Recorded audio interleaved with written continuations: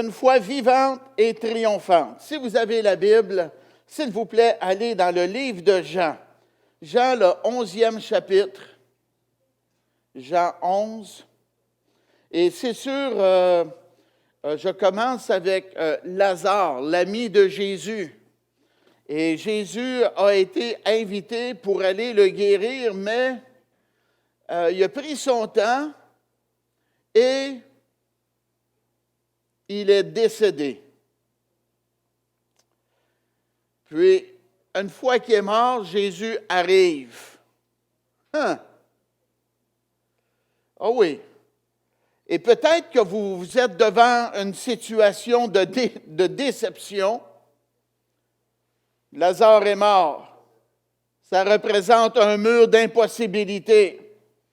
Peut-être vous êtes dans une situation comme celle-là. Et quand Jésus est arrivé, bien, il s'est fait dire, si tu aurais été ici, mon frère ne serait pas mort, mais ce n'était pas une manchette pour Jésus, là. Il savait qu'est-ce qu'il faisait. Manquez pas ce bout-là. Et il a fait par exprès afin que Lazare meure. Wow! C'est quoi cette affaire-là, pasteur Poulain? C'est parce que Jésus savait qu'est-ce qu'il était pour faire. Et les gens le connaissaient comme un guérisseur. C'est pour ça que Jésus a été invité pour aller guérir Lazare. Mais Jésus ne voulait pas juste être connu comme un guérisseur, il voulait être connu comme celui qui donne la vie. Alléluia! Des fois, on a une situation dans notre vie et on voudrait que le Seigneur intervienne dans notre façon, en notre temps, là, et là, ça ne marche pas. Poux! La déception rentre. Mais, qu'est-ce qu'on doit faire? C'est faire confiance à Dieu et à travers cela, la Bible nous dit « Toutes choses concourent au bien à tous ceux qui aiment Dieu, qui sont appelés selon son dessein. » Ah oui, ça c'est un beau texte de consolation, mais on n'aime pas tout le temps l'entendre dans le moment de la déception. Mais qu'est-ce qui est arrivé? C'est que Jésus a dit la bonne nouvelle que Lazare était pour ressusciter. Et la sœur de Lazare, elle croyait cela, mais elle croyait que c'était pour se produire dans des années quand les gens vont ressusciter d'entre les morts. Elle avait la foi pour le futur des années d'avance. Mais Jésus a dit, « Je suis la résurrection et la vie. » Puis il a dit, « Ne t'ai-je pas dit, si tu crois, tu verras la gloire de Dieu. » C'est ça que je veux vous dire un matin. Si tu crois, tu verras la gloire de Dieu. Et le peuple de Dieu dit, Amen. Alléluia. On peut voir dans le livre de Matthieu, Matthieu 17e chapitre, une situation qui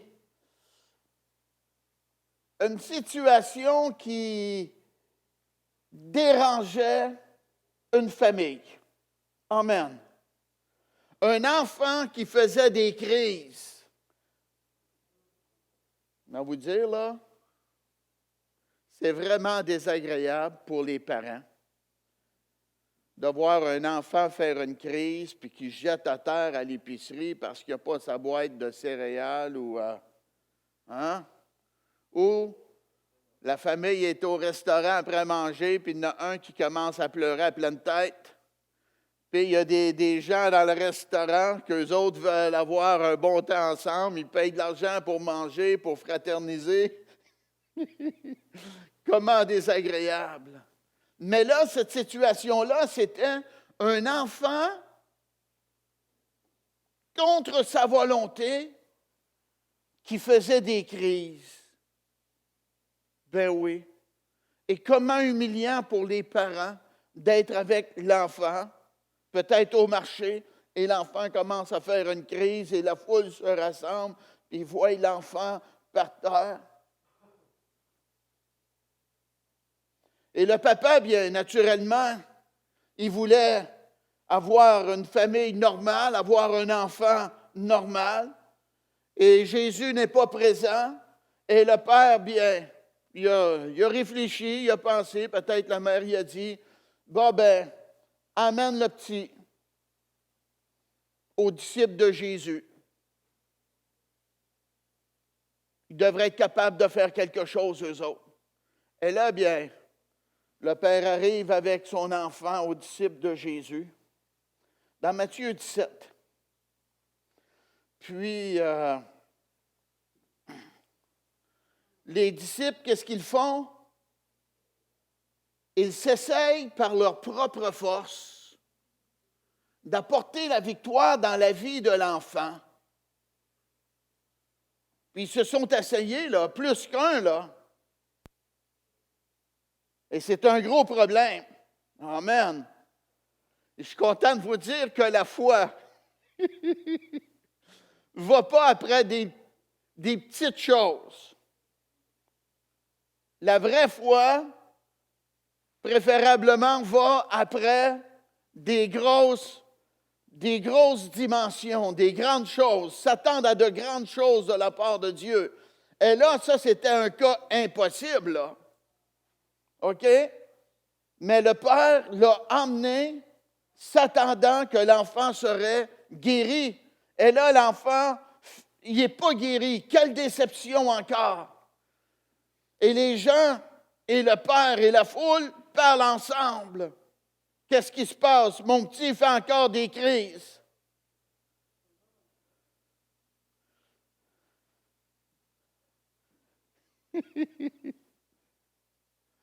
Et dans ce moment désagréable pour les disciples, essayer de trouver une ou des excuses pourquoi que ça n'a pas marché.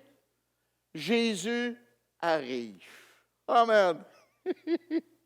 L'impossibilité de l'homme devient la possibilité de Dieu. Jésus n'est pas arrivé en retard, il est arrivé dans le bon moment. Amen. Jésus a demandé, il dit, ça fait combien de temps que l'enfant fait des crises comme ça? Hey, depuis sa naissance, il est chronique. Wow! Comment que la maman doit avoir eu le cœur brisé de voir son enfant faire des crises comme ça, inattendues.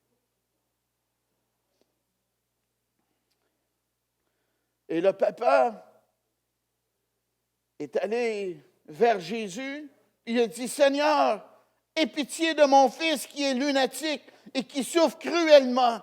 Il tombe souvent dans le feu et souvent dans l'eau. Je l'ai amené à tes disciples et ils n'ont pas pu le guérir. Un enfant qui se jette souvent dans le feu et dans l'eau.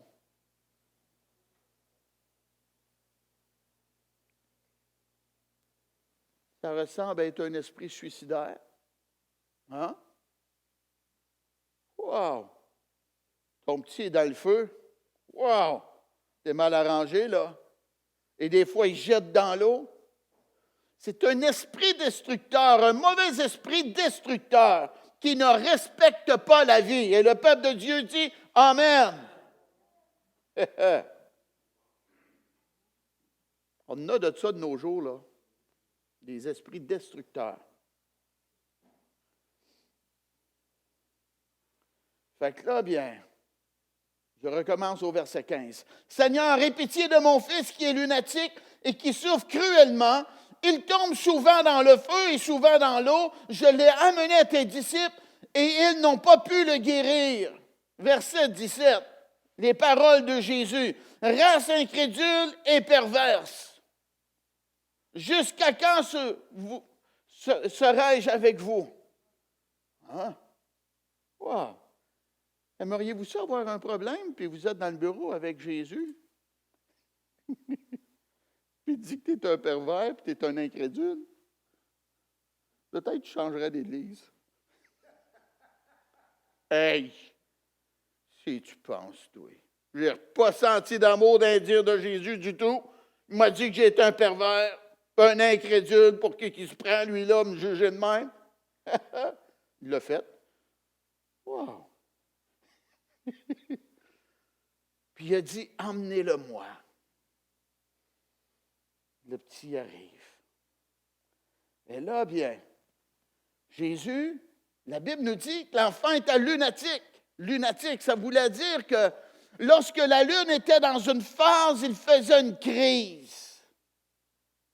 Ah oui, emmenez-le-moi. Il amène l'enfant. Puis la parole nous dit, Jésus parla sévèrement au démon. Il n'a pas regardé la lune et dire, lune avance d'une phase, là, c'est toi le problème. Non. Le diable aime se cacher derrière des éléments afin de ne pas être découvert. Amen. Dans la tête des gens, il était lunatique, l'enfant, mais Jésus connaissait la source et la source n'était pas la lune, la source était la présence d'un mauvais esprit qui était destructeur dans sa vie. Et boy, beaucoup de gens ont besoin de délivrance, des esprits destructeurs, de l'angoisse, du découragement, de l'insomnie. Beaucoup de choses que notre société souffre. La Bible nous dit que Jésus parla sévèrement au démon qui sortit de lui et l'enfant fut guéri à leur main. Hey, hey, sors du petit mauvais esprit.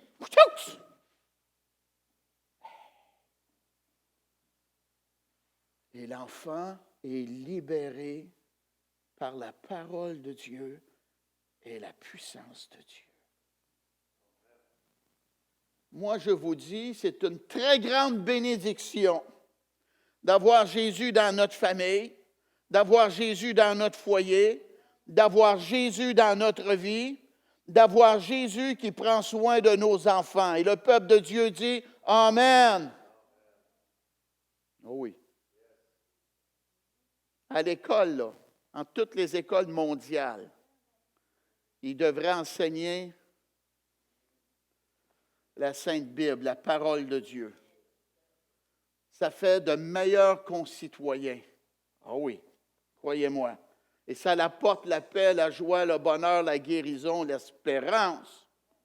Amen. Et ça va faire des gens de foi à part de ça.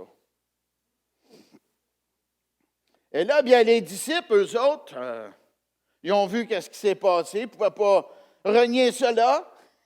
Ils ont approché Jésus. Ben oui, c'est normal, on a un problème, là. On s'est essayé, ça n'a pas marché, nous autres, qu'est-ce qui se passe, là? Et Jésus leur a répondu, c'est à cause de votre incrédulité,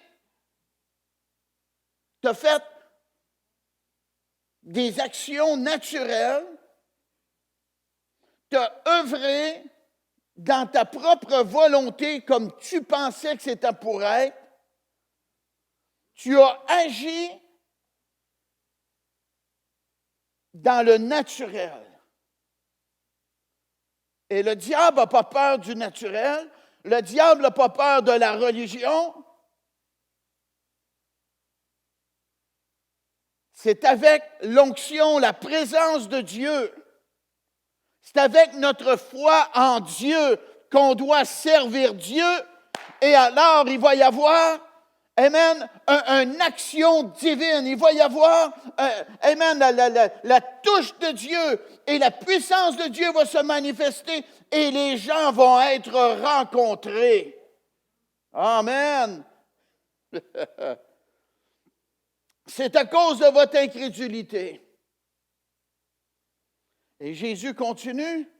Je vous le dis en vérité, si vous aviez de la foi comme un grain de sénévé, vous diriez à cette montagne, transporte-toi d'ici là, et elle se transporterait. Et Jésus continue, rien ne vous serait impossible. Amen. La foi comme un grain de sénévé. Je ne sais pas combien j'en ai dans mon tiroir de mon bureau Église à Granby, mais j'en ai beaucoup des grains de sénévé. Et c'est tellement petit. Et Jésus a dit, si tu as la foi comme un grain de sénévé, rien ne vous sera impossible. C'est-tu beau, ça? C'est un beau message. Une belle réponse. Amen. Il n'a pas dit ça te prend foi comme une montagne pour transporter, déplacer une graine. Non, il a dit une graine. Une graine de sénévé. Une graine de sénévé, lorsque ça tombe par terre, ça ne l'arrête pas à cause des pierres. Oh non! Une graine de sénévé, ça descend dans la profondeur. Et c'est comme ça que notre foi doit être. Elle doit être une foi vivante, une foi profonde, une foi qui est forte. Alléluia!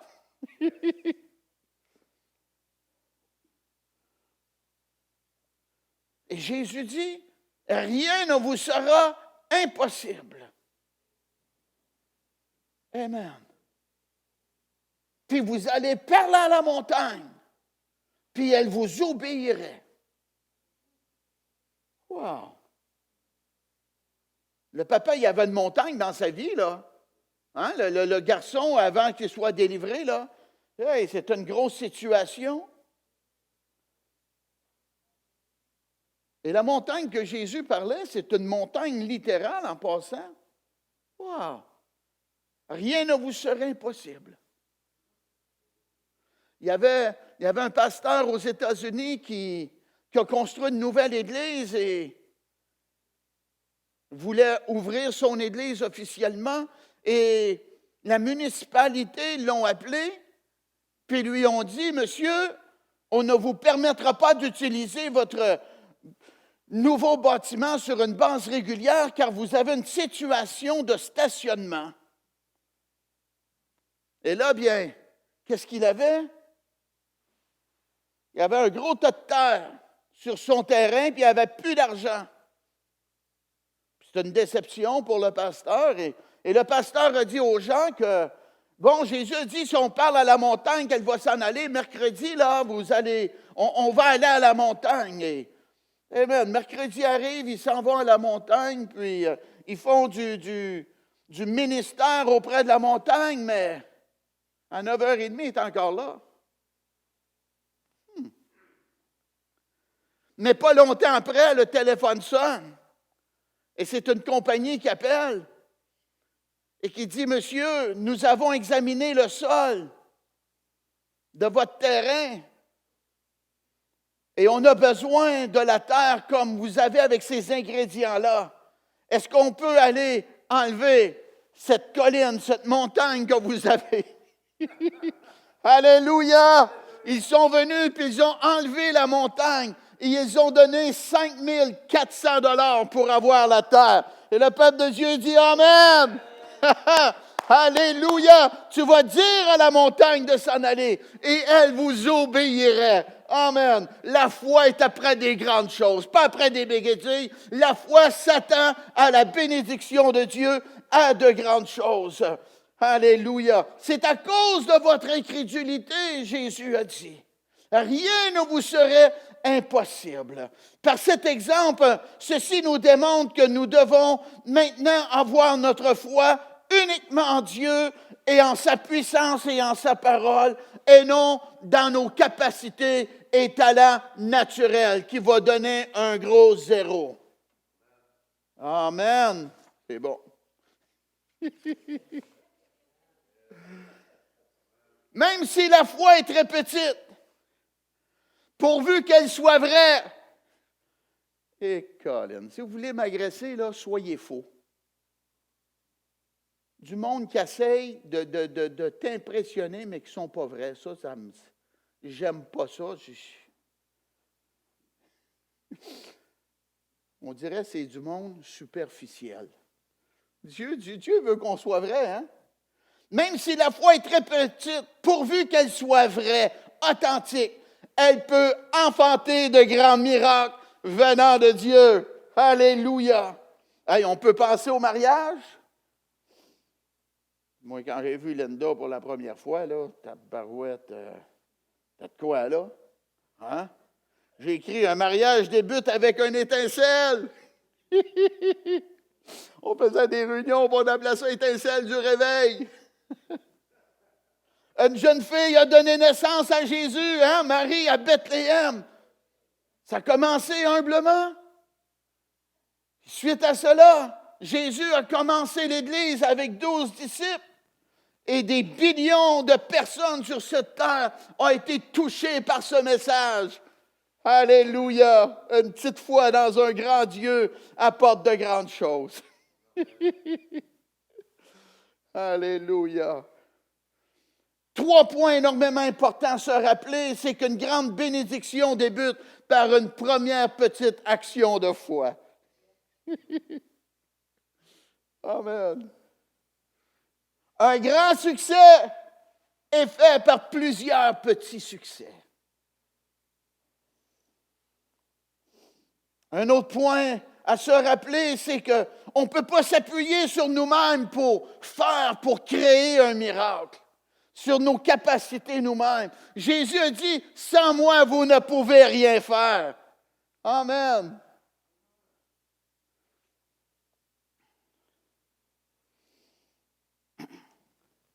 Un autre point. Comme l'arbre de sénévé, le grain qui tombe par terre, la Bible nous dit, ça devient un arbre. Et l'arbre pousse, grandit à peu près jusqu'à 20 pieds. Et vous regardez ces branches, il y a une circonférence de 20 pieds. Puis cet arbre-là pousse dans un climat chaud puis sec. Mais il a besoin d'avoir de racines profondes pour être capable de supporter les intempéries, les tempêtes, les gros vents. Puis la sécheresse. Comme cet arbre, nous avons besoin d'avoir des racines ancrées profondes en Jésus et dans sa parole. Amen. Merci Dieu. Les racines profondes du sénévé lui permettent de croître dans un environnement très difficile. Oh oui. Moi, quand je suis venu à Jésus, là, c'était pas facile, là. J'ai été attaqué. Ouh! La culpabilité, la condamnation, t'es pas pardonné, tes péchés. Le diable me ramenait le passé. N'as-tu qui ont déjà passé par de quoi comme ça, là? Hey! Tabarouette. Mais on n'a pas baissé les bras. On a continué. Amen. Et les années ont passé. Et nos racines se sont approfondies plus en Jésus puis dans la parole de Dieu. Et après toutes ces années-là, on est encore là. Merci Dieu. La parole de Dieu nous parle. Ainsi donc, comme vous avez reçu le Seigneur Jésus-Christ, marchez en lui, étant enracinés et fondés en lui et affermis par la foi. Amen. Affermis. Dieu veut qu'on soit affermis. Il veut qu'on soit solide, qu'on ne brande pas, qu'on soit fort. Amen.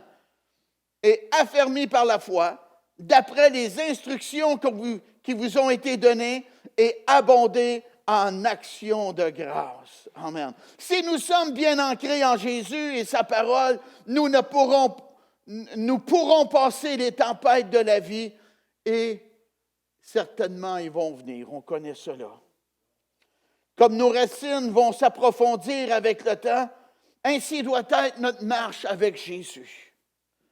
Nous allons apprendre et grandir dans la parole de Dieu et nous serons capables de croire Dieu pour quoi que ce soit. Amen. J'ai dit pour quoi que ce soit. Notre foi authentique va nous donner la force nécessaire afin qu'on soit capable de naviguer à travers les épreuves de la vie. Et c'est tellement beau. et te permettra de fleurir, peu importe ce que la vie t'apporte comme défi. Planté dans la maison de l'Éternel. Alléluia, il porte du fruit. Dieu, c'est comme cela qu'il veut que nous soyons. Tu pourras dire, toi aussi, qui es-tu, grande montagne? Tu seras aplani, car nous allons faire confiance en Dieu. Qu'est-ce qui est important là pour notre foi? C'est qu'on n'embarque pas dans n'importe quel projet. Tu embarques dans le projet divin de Dieu que Dieu a pour toi. Ça, c'est énormément important. Et une des façons qu'on découvre, c'est la parole de Dieu, les promesses de Dieu, qu'est-ce que Dieu nous dit de faire. Mais également, une autre façon, c'est que Dieu a placé en toi un désir. Et ce désir-là doit brûler. Ça doit être un désir ardent à l'intérieur de toi. Tu te couches, tu l'as, tu te relèves, tu l'as. Amen. C'est la fin de semaine, il ne prend pas de vacances. Le désir ardent est présent en toi. La parole de Dieu nous dit, car c'est Dieu qui produit en vous le vouloir et le faire selon son bon désir, dans le livre de Philippiens, le 2e chapitre.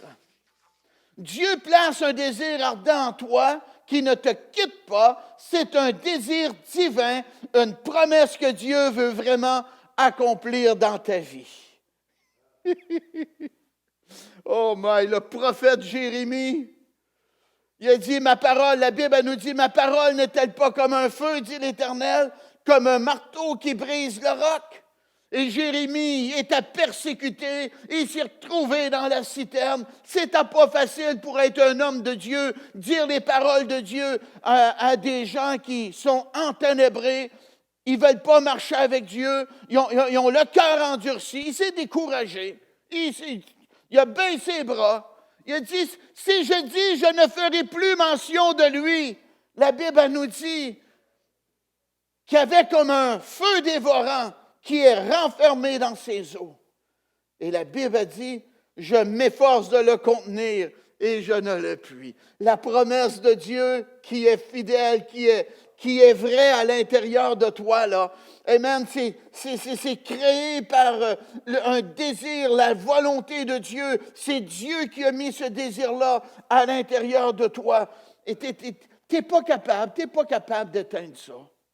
Faut l'entretenir. Merci Dieu. L'apôtre Paul a parlé. Il était dans une tempête. Oh, une grosse tempête. Il avait dit aux gens, partez pas. À vous dire, il y a des hommes de Dieu connectés. Hein? On est mieux de ne pas partir. Le capitaine du bateau, moi le boss. C'est mieux qu'on ne parte pas. Moi, je dois faire mon travail, j'ai une tâche à accomplir, on va partir pareil. Non, ils sont partis. Je pense que c'est ça, j'ai écouté des gens qui sont inspirés par Dieu. L'idée, est-tu bonne? Ils se sont embarqués dans un problème, même si c'était le capitaine du bateau. On doit être capable de te parler, de te raisonner, de te parler, là, ça. Et Paul était connecté à Dieu. Ah oui. Et qu'est-ce qui est arrivé? Dieu lui a parlé. Et à travers la tempête, l'apôtre Paul a dit, « Ô âme, rassurez-vous, car j'ai cette confiance en Dieu qu'il en sera comme il m'a été dit. » Amen. Le Saint-Esprit lui avait parlé. Après tout, quand la tempête va être passée, ça va bien aller. Amen. Merci Dieu. Le temps me manque, j'aurais des bels exemples à vous apporter là. Des gens de foi. Et je poursuis demain soir avec la parole de Dieu. Amen. Sur la marche dans la foi.